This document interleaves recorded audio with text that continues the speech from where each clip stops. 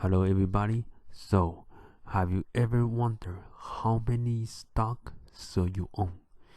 If you own too little of stock, that's not diversified enough. If you own too many stock, it's hard to keep up with all the companies. So today we're gonna answer the hardest question: how many stock you own? So to start off, this like couple rules you have to follow before you buy stock. Number one is make sure that the company don't go bankrupt. So you don't want to own a company and hold it for a couple years and get bankrupt and you lose all your money.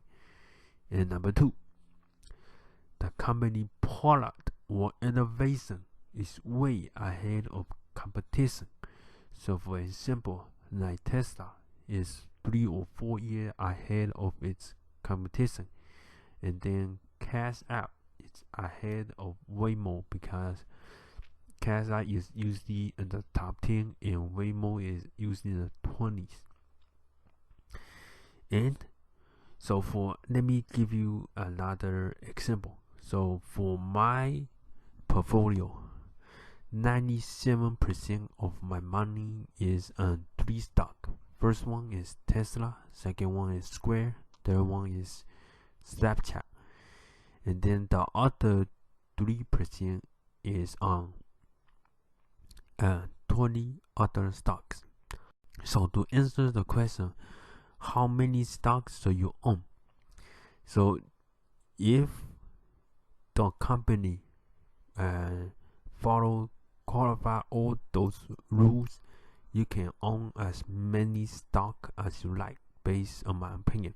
So I only find 3 stock that meets my criteria. So my first criteria is the product or innovation is way ahead of competition, and then second is the balance sheet gonna be pretty good and make sure it won't go bankrupt. And then third criteria is but basically the first two is the most important, and then the third one is the CEO or the directors owns a lot of the company, so they're aligned with the shareholder. So if you find those stocks that you're comfortable with and meets all the criteria, I usually will buy those stock. And then my another criteria is you will have a lot of growth ahead. So if you don't want to own a stock, hold it for 5 years and then it only goes out and then it only goes out like 50%. So you're wasting a lot of time holding a no growth stock. That's what I think. So, and then I also want to give a disclosure that I'm not a financial advisor and everything I say could be wrong and have risk. So that's like basically it. And then I also want to give you another example. Now Peter Lynch, he owns 1,400 stock in his portfolio. So he like all the stocks in the portfolio and he understands it. And then you have to also have to make sure that you understand the stock.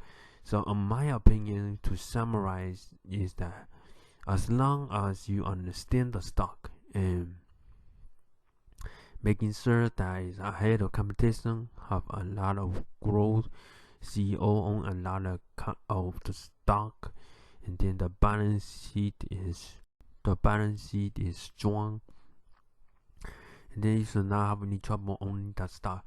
And then how much of the stock take out of your portfolio is depend on how confident is you on that stock. For example, I am very confident in the Tesla stock, so I own more than 50%.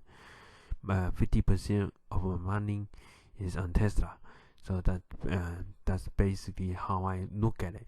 So every investor is different. Some people like to diversify, put it in gold, bond, and stuff like that, which I don't really like and understand much about. about the bond market, so I won't be buying any bond. But that's basically it. Like just own as many stock as you like in your comfortable ways, and the stock you make sure you understand it and you have growth. That's basically how I look at it. Thank you so much for watching. Yeah, please like this video because other people will have the same question, so they can check out this video about how many stocks they should own. And then please subscribe.